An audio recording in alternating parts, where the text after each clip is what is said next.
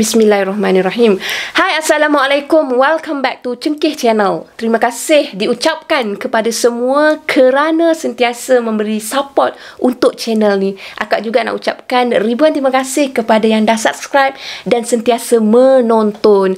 Hari ni akak nak kongsikan 3 kisah seram mengenai Kak Punti. Kalau korang nak dengar, korang kena stay dengan akak. Jom layan. بسم الله الرحمن الرحيم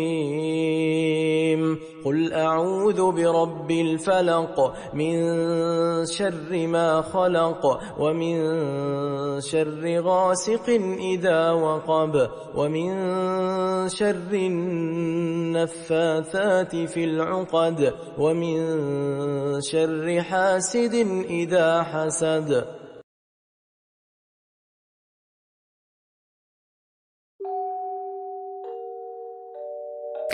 Pengalaman seram kali ni dikongsikan oleh Siti. Kejadian dia berlaku di Seri Aman, Sarawak. Masa tu, Siti berusia 8 tahun. Maknanya dah 20 tahun pun kejadian tu berlalu. Tapi kan, Siti tetap tak dapat lupakan pengalaman seram yang dilalui pada saat tu. Masa tu, dekat kampung Siti ni, ada satu projek untuk membina perumahan baru.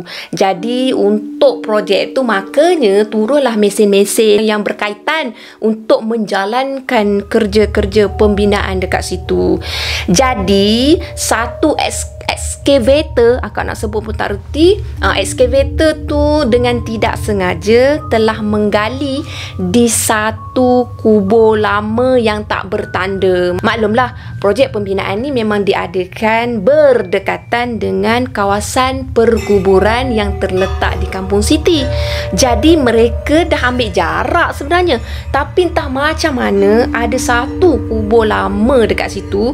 Jadi mesin tu tak sengaja pun menggali, kemudian masa menggali tu keluarlah tulang rangka manusia yang memang dah lama dah orang kata bercerai antara satu sama lain lah, kita boleh faham kan. Lepas tu terkejut semua pekerja-pekerja kat situ. Ada yang lari bertempiaran sebab ketakutan tau. Masa tu juga projek tersebut tergendala seketika.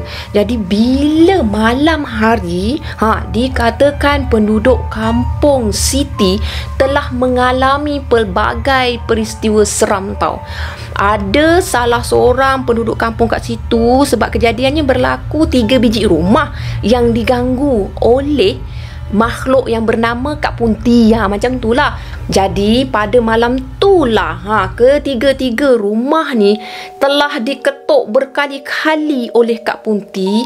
Malah bukan diketuk je tau, tapi digoncang-goncang, macam nak cakap, ditepuk-tepuk, goncang-goncang, dihogoh-hogohnya pintunya. Sampaikan pemilik rumah yang 3 ni memang dalam keadaan ketakutan dan dalam keadaan marah pun ada. Kak Punti tu bukan sahaja mengetuk kepada rumah-rumah tersebut, malah Kak Punti tu mengilai. Nak kata mengilai pun dia, nak kata menangis pun dia dalam masa yang sama, berselang-seli. Jadi Siti bagi tahu ada jiran dia yang dikenali sebagai Pak Mail. Pak Mail ni dia ada dengar bunyi ketuk pintu. Lepas tu dia ada dengar bunyi perempuan mengilai macam tu lah kan. Dia yang lalui kan. Lepas tu Pak Mail nak tengok apa yang ada kat luar rumah dia, apa yang berlaku kat luar rumah dia. Jadi Pak Mail pun ambil lampu suluh, dia pun turun anak tangga. Maklumlah rumah Pak Mail ni tinggi, memang kena turun anak tangga. Bila turun anak tangga, Pak Mail menyuluh-nyuluh di kawasan sekeliling rumah untuk memeriksa kawasan sekeliling rumah.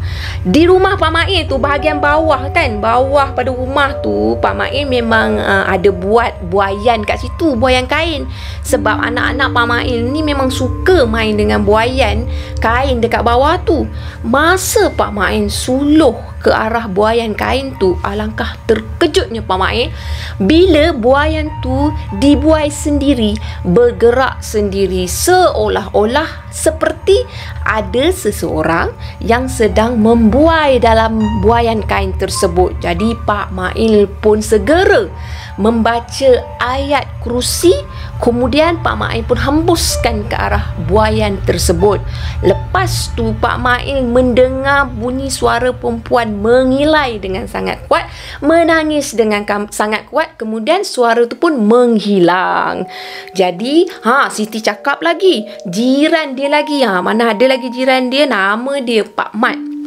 Pengalaman Pak Mat pula, Pak Mat ni dia ada dengar suara perempuan mengilai di hadapan rumah dia. Tapi bukanlah betul-betul depan rumah dia. Seberang jalan. Jalan tu berada di hadapan rumah mereka lah, rumah Siti dengan Pak Mat ni kan. Jadi Pak Mat ni buka pintu dengan segera. Dia nak tengoklah apa yang mengilai dekat seberang jalan tu. Bila dia buka pintu, alangkah terkejutnya dia nampak ada Kak Punti yang berdiri tegak betul-betul di seberang jalan di depan rumah dia. Jadi Pak Mat ni dia nampak Kak Punti tu bukan berjalan macam mana korang, bergerak dalam keadaan terapung menuju ke arah Pak Mat. Jadi Pak Mat geram. Pak Mat ni dia berani tau, dia sergahkan Kak Punti tu. Kemudian Kak Punti tu pun berubah menjadi seekor ayam hitam. Kemudian Kak Punti tu pun menghilang juga di atas pokok. Macam tu lah, ayam hitam tu dah terbang ke atas pokok, dah menghilang. Jadi kejadian seram demi kejadian seram telah berlaku pada waktu tu, sehingga menyebabkan keesokan harinya penduduk kampung buat keputusan untuk buat mesyuarat tergempar. Bila buat mesyuarat tergempar, mereka bincang lah kan, nak buat apa, kenapa jadi macam ni, apa kesudahannya, apa tindakan kita nak ambil. Jadi atas perbincangan tu, maka mereka buat keputusan untuk menyempurnakan tulang yang ditemui sebelum tu. Lepas tu mereka nak kebumikanlah semula tulang tersebut. Jadi dengan gotong royong mereka pun sempurnakan tulang tersebut dengan cara Islam. Sebab mereka tak tahu pun tulang tersebut milik siapa, sebab dia bukannya letak betul-betul dekat perkuburan Islam sebelah, tapi berdekatan macam tu lah kan. Jadi tulang tu pun disempurnakan dengan cara Islam. Dan alhamdulillah selepas tu dah tak ada gangguan. Kak Punti lagi datang nak mengetuk-ngetuk pintu rumah, dah tak ada dah. Syukur alhamdulillah. Jadi pengalaman tu memang Siti tak dapat lupakan sampai hari ini.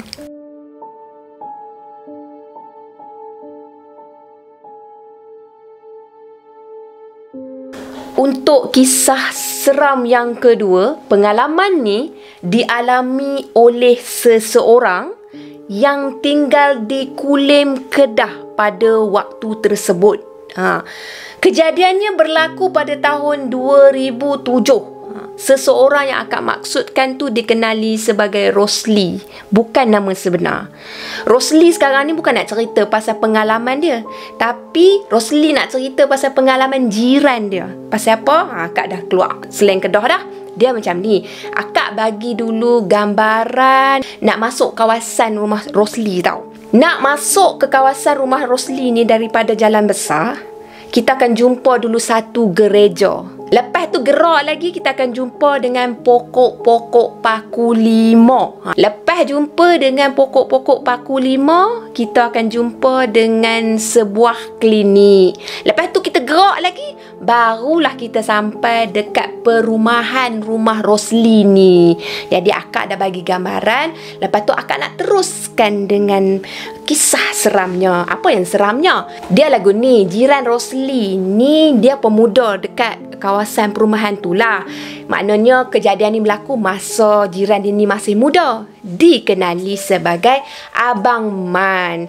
Abang Man ni dia suka melepak tau. Melepak di kedai mamak bersama dengan kawan-kawan dia.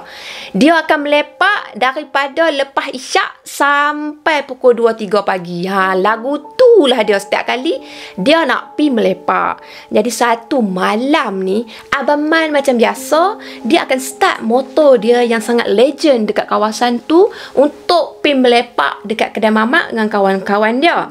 Bila dah sampai pukul 12.15 pagi. Macam tu lah kan. 12-15 minit malam, pagi lebih kurang lagu tu. Jadi Abang Man ni start motor dia nak balik lah. Hari ni awal dah tu. Kira awal lah tu Tara tu.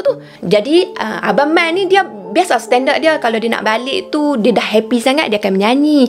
Jadi dia pun menyanyi lah lagu. Menyanyi pelan je. Bukannya menyanyi yang kuat sampai nak dengar habis satu kawasan tu. Tak. Dia menyanyi ikut telinga dia nak dengar je lah. Lepas tu dalam dia duk menyanyi seronok tu, menghampiri dekat pokok yang Kak duk sebut tadi. Jadi bila mendekati, menghampiri sepohon pokok paku 5 yang sangat besar korang, lepas tu Abang Man ni dia pernah teringat tau, orang-orang kat situ kalau duk lalu kat pokok tu, depa akan pecut, depa akan pi laju. Maksudnya kalau bawa motor tu depa pecut pi laju, kereta pun pi laju. Tak ada lah nak jalan kaki malam-malam buta macam tu lalu dekat pokok tu. Tapi Abang Man ni dia duk habaq dalam diri dia tau. Dia cakap, kalau kita tak kacau benda tu takkan kacau kita. Apa nak takut? Nak heran apa? Jadi Abang Man terus memecut dan teruskan menyanyi dengan lagu yang agak merdu dibawakan oleh Abang Man pada waktu tersebut. Tiba-tiba, bila Abang Man mendekati betul pada pokok tu, Abang Man terdengar bunyi suara, nak kata ketawa dak, nak kata menangis dak, tapi suara tu halus ya. Suara lembut, slow je. Abang Man dalam hati duk fikir lah, dia kata, tu mesti suara budak-budak kanak-kanak duk main kat situ kan. Tapi kalau dia fikir balik semula, takkanlah time-time lagu tu budak nak main kat situ. Tak logik lah. Tapi Abang Man tetap meneruskan dia punya perjalanan dia tu. Slow je dia bawa motor. Sampai masa tu, Abang Man memang betul-betul duduk sekangkang kera je dengan pokok tu tau. Masa tu Abang Man tak fikir apa dah. Cuma Abang Man dah abang tadi dia duk nyanyi kan. Dia dengar suara tu, dia cari internet tak ada apa. Masa tu dia kata apa, ada iklan duk ganggu lagu dia tau. Tapi sekarang ni Abang Man mendengar suara tu, suara mengilai tu, suara duk menyanyi, suara duk menangis tu memang lebih kuat daripada sebelum tu. Jadi Abang Man pun berhentilah motor kat situ. Dia pun nak tengok kiri, nak tengok kanan, duk perhati. Memang sah suara tu, dia memang dia dengar betul-betul. Lepas tu apa terlintas kat fikiran Abang Man? Abang Man nak toleh belakang. Tak tahulah kenapa masa tu dia memang nak toleh tengok belakang kan. Masa tu alangkah terkejutnya Abang Man. Masa dia toleh kat belakang tu, Abang Man nampak Kak Punti dah berada tinggi, macam terbang lah. Kak nak cakap macam mana, bukannya cecoh lantai, duk terbang. Lepas tu Kak Punti tu nak menuju ke arah Abang Man. Abang Man apa lagi, motor tak dimatikan lagi, dia pun press motor. Dia pecut motor dia dengan harapan Kak Punti tak kejar dia tau. Dia harap macam ni lah dalam fikiran dia, kata biar pi Kak Punti tu letih, biar pi dia kejar aku. Dia letih, aku tak letih, aku naik motor dia terbang lagu tu. Jadi Abang Man bawa terus motor dia tu sehingga dia menghampiri, mendekati kepada kawasan perumahan dia. Maknanya dia dah lalu lah klinik. Lepas tu dah nak dekat lah dengan rumah dia masa tu. Dia duk sangkakan Kak Punti tu tak ada duk ikut dah. Mana dah surrender lah kat situ, memang tak ikut dia. Tapi alangkah malangnya bagi Abang Man masa tu, Kak Punti tu memang terbang ikut dia betul. Memang tak putus asa betul lah Kak Punti tu. Bila Kak Punti tu terbang pada dia, dia pun parking motor dekat betul-betul depan rumah Abang Man ni. Abang Man tu lah kan. Lepas tu Abang Man tu tinggal motor lagu tu, motor dia terbalik, lantak okay lah motor terbalik. Abang Man pergi ke arah pintu tau. Masa Abang Man pergi ke arah pintu, dia masih lagi nak noleh tengok pada Kak Punti tu. Dia duk tengok Kak Punti tu memang dah berada hampir dekat lah dengan dia ni. Tapi masa tu Abang Man ingatkan Kak Punti tak adalah nak ikut sampai betul-betul kat rumah, tak ada. Tapi masa tu Kak Punti memang betul dia terbang daripada tempat dia duk landing kat situ. Maksudnya dia duk landing, dia duk stay lah sementara tengok Abang Man memang takut kan. Dia tu memang masa tu Kak Punti memang memang ada masa time dia ketawa mengilai tu seolah-olah bagus manusia ni dah jadi mangsa aku. Lagu tu lah lebih kurang. Maknanya macam saja nak menyakat pada Abang Man ni tau. Jadi Abang Man lepas tengok tu, dia nampak Kak Punti ni orang terbang menuju ke arah dia. Memang dekat dekat betul. Betul-betul dekat. Seolah-olah macam berdiri mu aku je. Face to face. Akak suka guna ayat tu tau. Alangkah terkejutnya Abang Man. Korang percaya ke tak? Kalau korang tak percaya, korang nak percaya, korang kena juga percaya. Masa Abang Man tu dok terkejut kat situ, dia dok panggil lah, ketuk pintu dia, buka pintu apa semua. Mak, ayah, buka pintu semua. Masa tu Abang Man terduduk menyandak dekat pintu tu. Terduduk ke? Bukan. Masa tu Abang Man menyandak kat pintu tu. Lepas tu ayak mata jantan dia pun mengalir tau. Time tu baru dia nak tahu kan, takut tak takut. Lepas tu adik dia pergi buka pintu. Masa adik dia buka pintu, adik dia mana nak tahu abang dia duduk tersandar dekat pintu tu. Dia buka pintu, jatuh debuk kawan tu. Lepas tu kawan tu tak cakap banyak. Hampir dia kata, hang tepi sikit aku nak masuk. Macam tu. Lepas tu adik dia ni pelik pasal apa abang aku ni kan. Dia bertanya lah, abang pasal apa? Abang pasal apa? Han diamlah. Lepas tu terus dia tutup pintu gedegang. Lepas tu Abang Man ni dia nak tengok lagi. Dalam-dalam duk lagu tu nak tengok intai lagi tau. Dia dah tutup pintu tu, dah rasa selamat lah kan. Masa dia duk intai dekat tingkap tu, dia buka slow tau langsir. Sikit-sikit langsir dia duk buka, dia duk tengok tu. Terjegat kat punti betul-betul dekat sebelah tingkap tu tau. Masa keadaan duk kalut tu, Abang Man pun dia cuba baca ayat kursi tau. Tapi tak tahulah pasal apa, masa tu dia dah terlampau takut, dah terlampau seram mengamuknya. Ayat kursi dia tu tonggang terbalik, dah tak betul ayat kursinya, dah tak jadi apa dah. Lepas tu Abang Man tutup tingkap tu. Abang Man pun terus masuk bilik, terus tidur. Lepas tu adik dia tanya, Abang kenapa? Abang kenapa? Abang Man pun marah lah. Dia kata, shh, hang diamlah, pergi tidur, esok sekolah. Lagu tu. Lepas tu keesokannya, lepas tu lah kan, Abang Man dikatakan mengalami demam terkejut. Lebih kurang 2-3 minggu lepas tu, Alhamdulillah, Abang Man kembali sembuh. Dan Abang Man kembali melepak dengan kawan-kawan dia. Tapi, ada tapi dia. Abang Man tak berani dah nak balik atas pada pukul 10.30. Dia ada kata pukul 10.30 ke bawah, dia mesti dah balik rumah dah. Jadi, ada pembaikan dekat situ kan. Maksudnya kita boleh berhibur. Tapi hibur kita biarlah ada limit masa dia. Maknanya malam ni waktu untuk tidur, kita balik tidur lah ya. Jadi kisah untuk Abang Man ni habis setakat ni.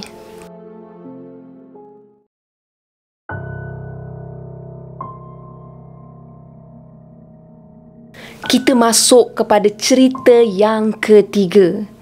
Pengalaman seram kali ini dikongsikan oleh Zubair, bukan nama sebenar. Kejadian berlaku pada 20 April 2019, di mana pada waktu tersebut Zubair bersama rakan dia pergi berkemah di satu taman yang terletak di Lipis. Nama taman tu Taman Rimba Kenong, Lipis, macam tu lah. Jadi masa tu Zubair dengan kawan dia ni nak pergi berkemah, dia kena daftar nama sebelum nak masuk kawasan tu kan. Jadi dia pergi daftar nama. Jadi masa daftar tu, ada seorang ranger hutan tu bagi tahu kat dia, adik hati-hati sikit masuk kawasan ni, kot-kot lepas ni mana nak tahu dapat awet baru. Jadi Zubair bila dengar gurauan macam tu, apa pula bergurau macam tu kan, Zubair hanya tersenyum sahaja selepas diberi gurauan sebegitu. Jadi selepas tu Zubair pun pergi masuk ke dalam sikit. Dia nak cari pot yang sesuai untuk mendirikan kemah. Bila dia dah dapat pot yang sesuai tu, mereka pun mendirikan kemah dekat situ. Lebih kurang pukul 10 lebih macam tu, tiba-tiba pula perut Zubair ni buat hal. Zubair nak pergi membuang. Jadi Zubair pun carilah kawasan boleh membuang, tandas lah, mungkin ada tandas kat situ kan. Lepas tu bila dah dapat kawasan untuk membuang tu, Zubair nak membuang lah. Masa Zubair tengah duduk tu kan nak membuang tu, tiba-tiba di bahagian lengan dia ni terasa seperti ada sesuatu menitis tau kat lengan dia. Menitis. Lepas tu Zubair sangkakan mungkin lah dari atas, biasa lah tu kan, menitis sesuatu kan, itu biasa. Zubair Zubir abaikanlah. Tapi lepas tu sesuatu yang menitis lagi, tapi lebih banyak. Lepas tu Zubir nak tengoklah apa yang menitis dekat tempat yang sama. Maknanya sesuatu tu memang duduk betul-betul ke atas dia, menitis di tempat yang sama. Jadi Zubir tengok rupanya yang menitis tu darah tau. Bukan darah manusia dan bukan juga darah binatang. Zubir bagi tahu itu adalah darah makhluk halus sebab dia berbau hanyir dan berbau sangat busuk. Lepas tu Zubir mendapatkan tanah di kawasan berdekatan. Kemudian Zubir membacakan 3 kul pada tanah tu. Kemudian pula lepas tu Zubir baca pula ayat kursi. Lepas tu Zubir melemparkan tanah tersebut ke arah makhluk tu. Kemudian Zubir nampak dengan jelas makhluk tu telah terbang seperti burung. Tapi itu bukan burung kecil, bukan burung biasa, itu burung bersaiz sangat besar. Bila makhluk tu dah melarikan diri, Zubir lepas tu dia pergi ke kemah dia. Dia sampai terlupa tahu nak pagar kawasan kemah tu disebabkan kejadian tu. Lepas tu Zubir terus tertidur. Dia tertidur terlena sehingga hampir pukul 3 pagi Zubir terjaga. Sebab Zubir masa tu dia terdengar bunyi seperti seseorang sedang menyanyi. Dia menyanyi, bunyi dia macam ni. La la la la la la la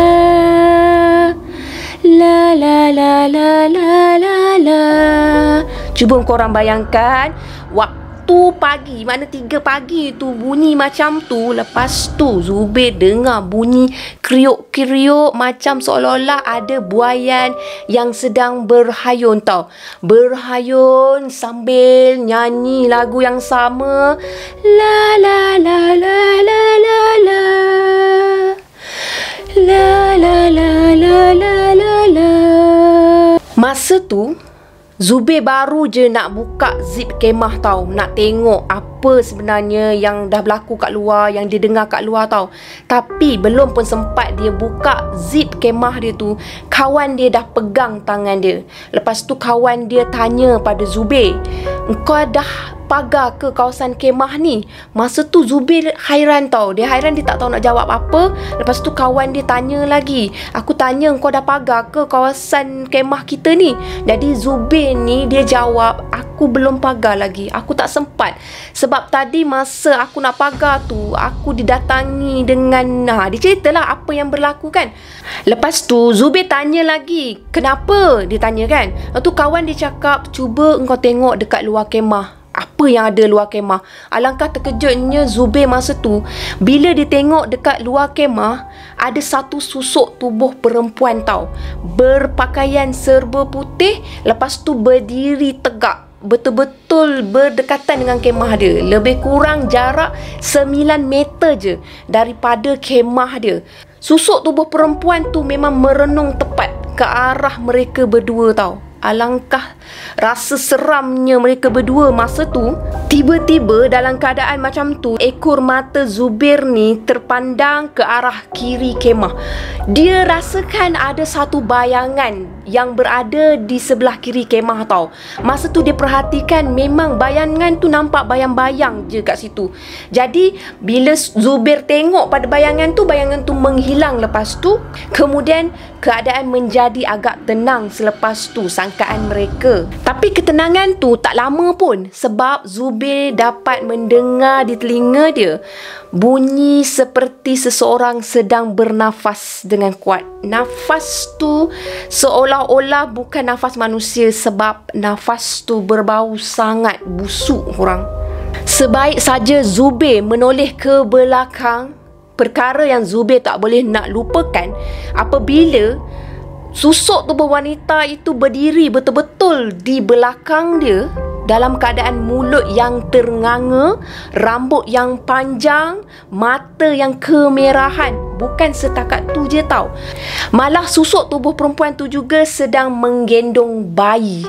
Bayi yang dalam keadaan berulat.